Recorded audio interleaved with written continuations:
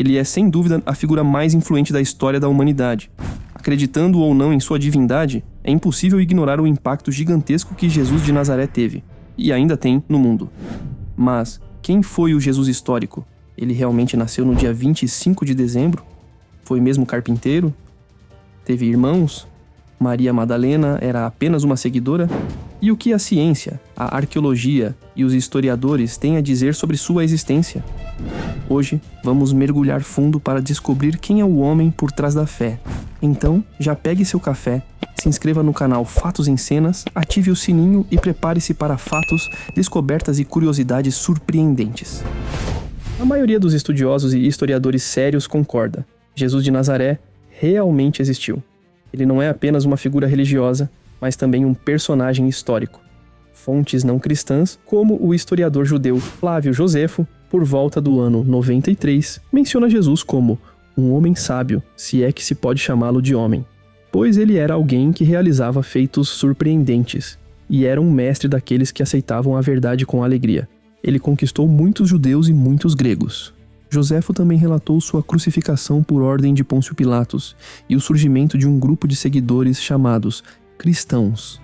Outro nome importante é o historiador romano Tácito, que no ano 116 escreveu que Cristo, de quem o nome teve origem, sofreu a pena extrema durante o reinado de Tibério, sob o procurador Pôncio Pilatos.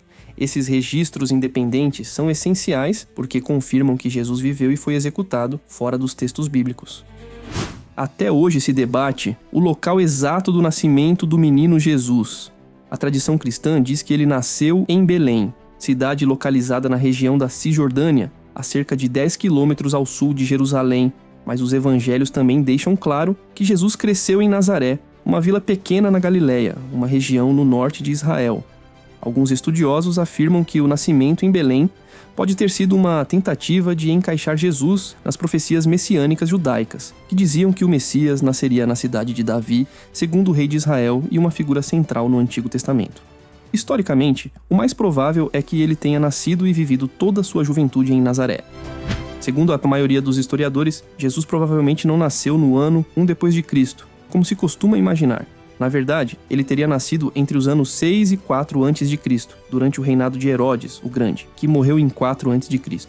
Essa estimativa vem da análise de referências históricas nos evangelhos, especialmente os relatos sobre o censo ordenado por César Augusto e a presença de Herodes no poder, o que indicaria um erro no cálculo do calendário cristão feito séculos depois por Dionísio, o Exíguo. A Bíblia não revela a data exata do nascimento de Jesus. O dia 25 de dezembro foi adotado pela Igreja Católica apenas no século IV, quando o cristianismo já se expandia pelo Império Romano. A escolha coincidiu com festas pagãs, como o Sol Invictus, que marcava o solstício de inverno, quando os dias começam a ficar mais longos. Ao cristianizar essas celebrações populares, a Igreja facilitou a aceitação da nova fé entre os povos romanos, transformando uma data simbólica em celebração do nascimento de Cristo. Por isso, muitos evangélicos não consideram o 25 de dezembro uma data bíblica. Eles reconhecem o nascimento de Jesus como evento central da fé cristã, mas preferem não associá-lo a uma data de origem pagã. Para muitos, o mais importante é o significado espiritual do nascimento de Cristo e não o dia exato em que ele ocorreu. Sabemos pouquíssimo sobre a infância de Jesus. Os evangelhos são praticamente silenciosos sobre esse período. Um dos raros episódios da infância de Jesus é narrado no Evangelho de Lucas. Aos 12 anos, durante uma viagem com seus pais a Jerusalém para a festa da Páscoa, Jesus se separa da caravana e permanece no templo.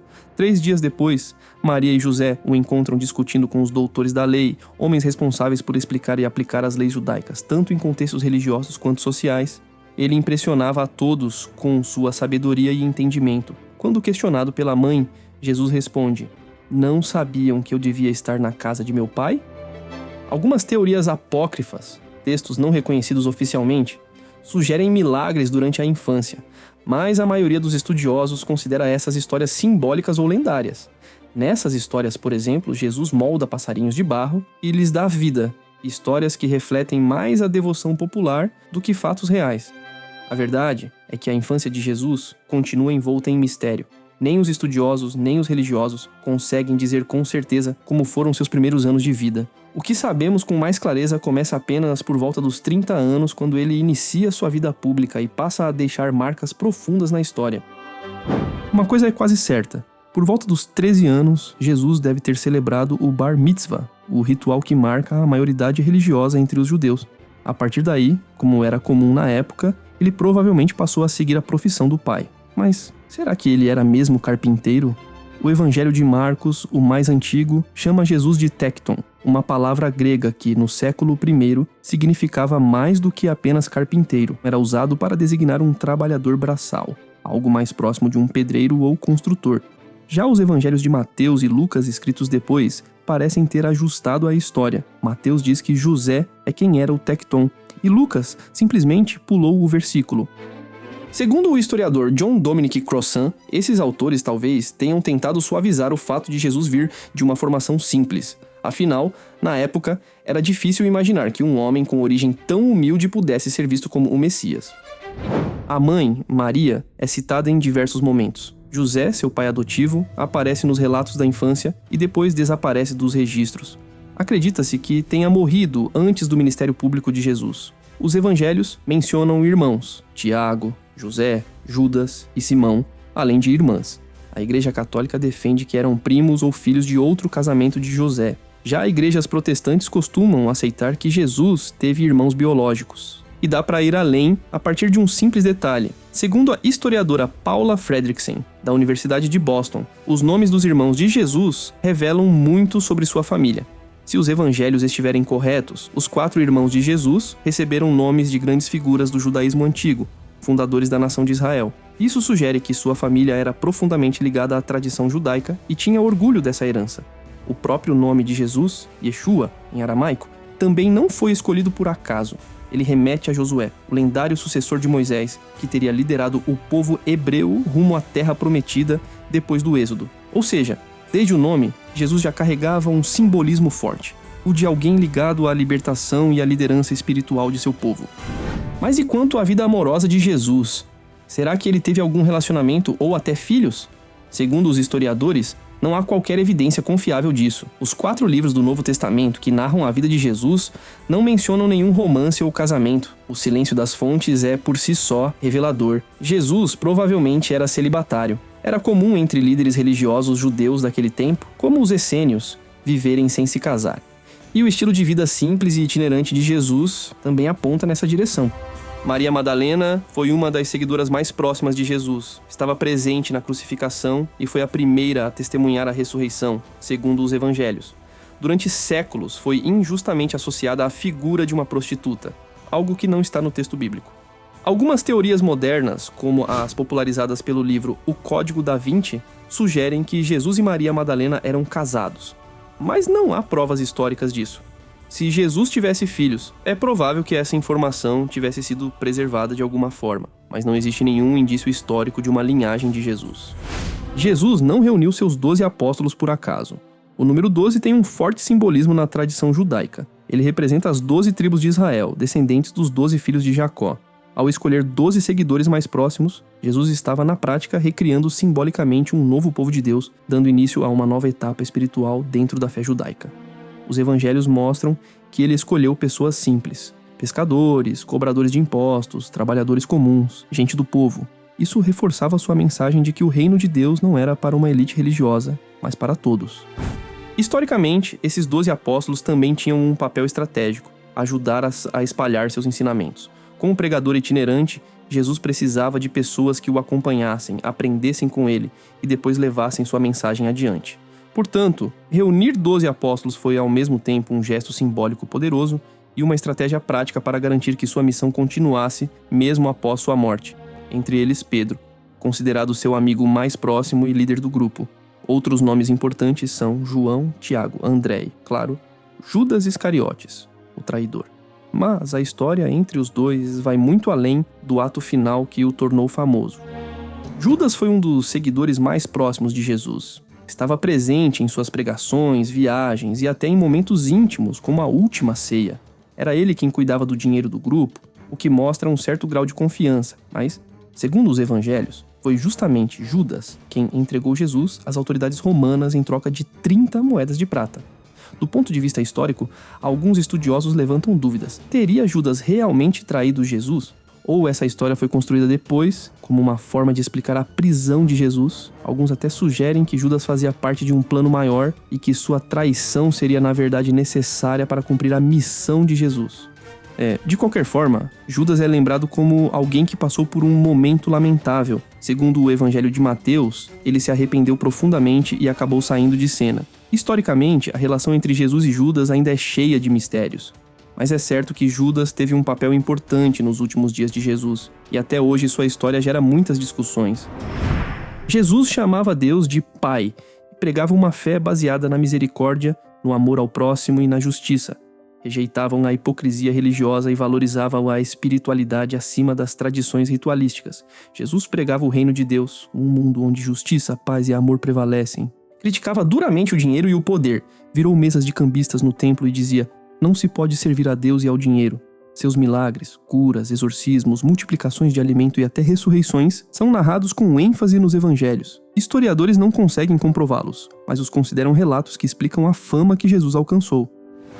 Jesus não foi um revolucionário político armado, mas suas ideias ameaçavam a ordem estabelecida.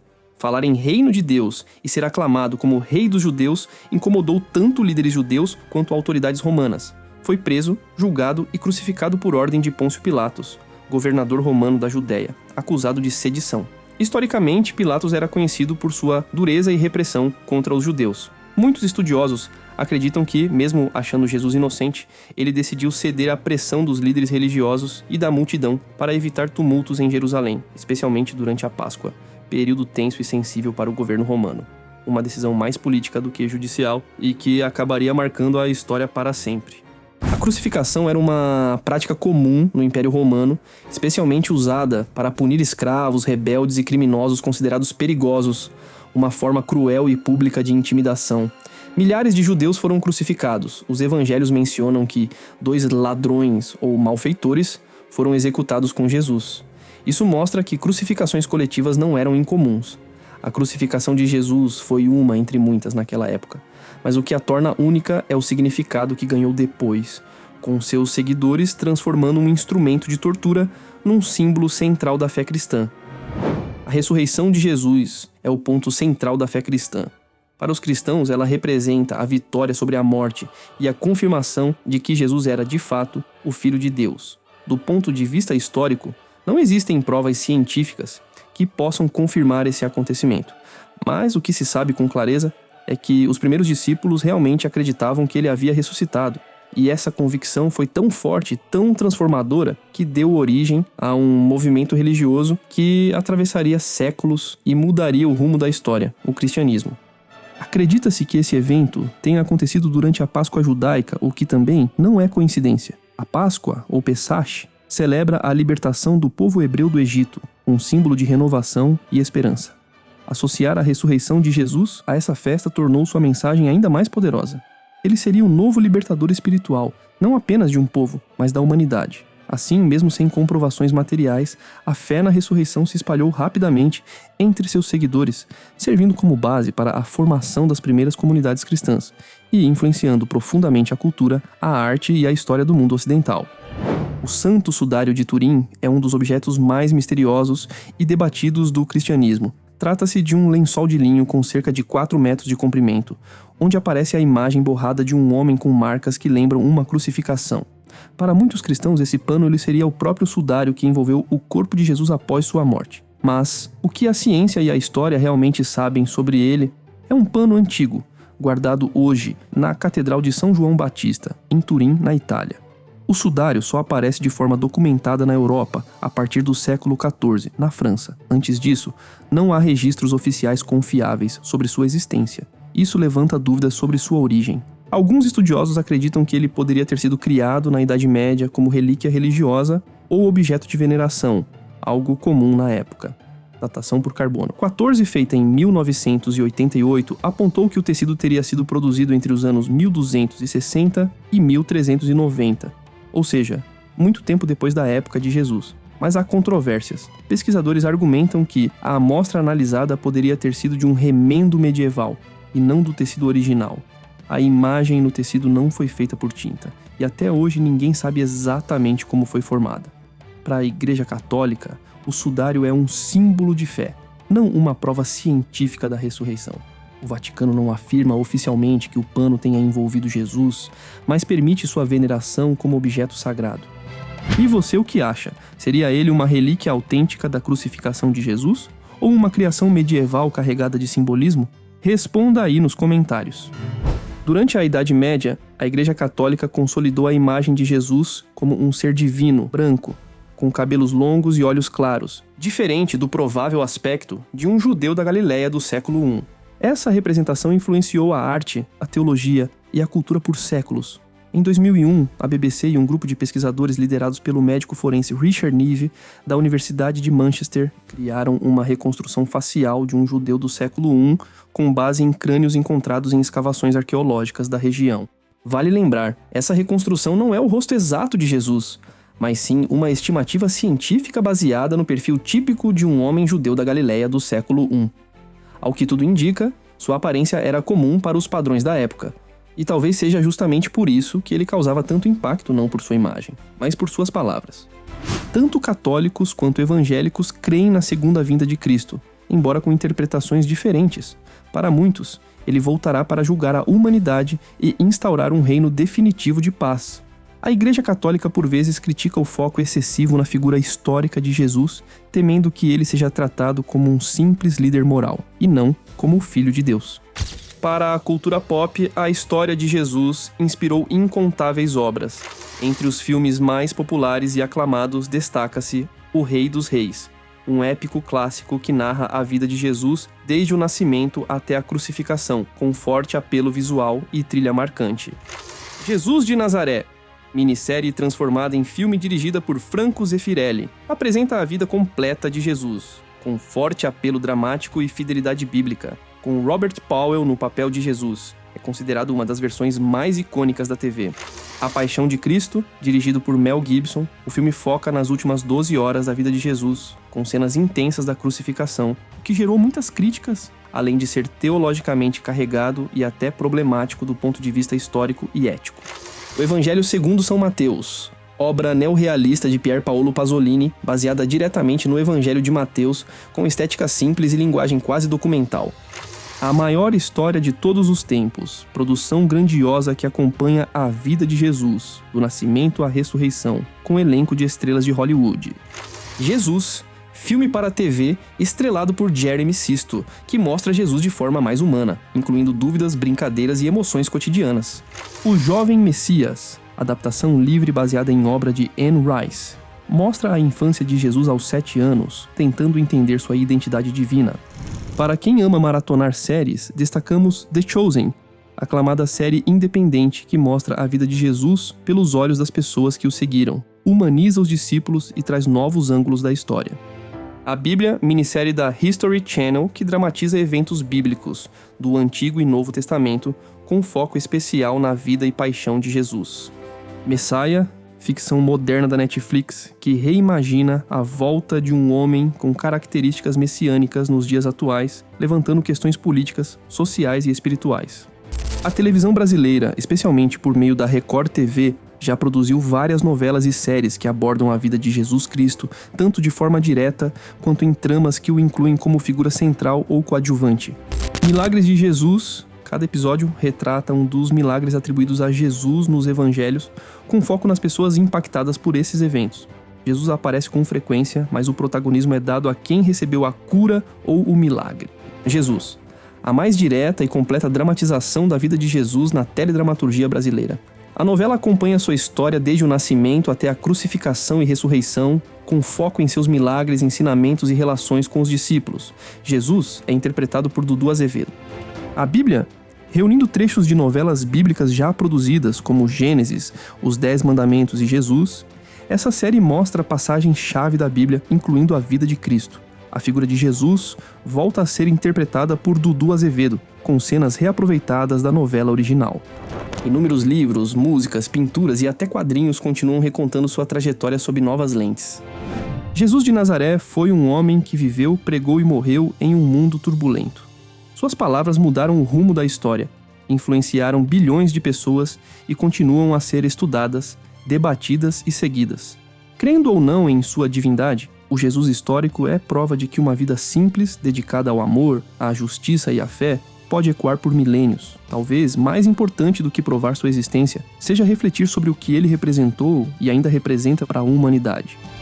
Se esse vídeo te fez pensar, aprender algo novo ou simplesmente enxergar Jesus por uma nova perspectiva, não esquece de curtir, compartilhar com quem vai gostar e, claro, se inscrever aqui no canal Fatos em Cenas. Toda semana a gente traz curiosidades que ligam o passado ao presente, sempre com conteúdo de qualidade, leveza e informação. Até o próximo vídeo!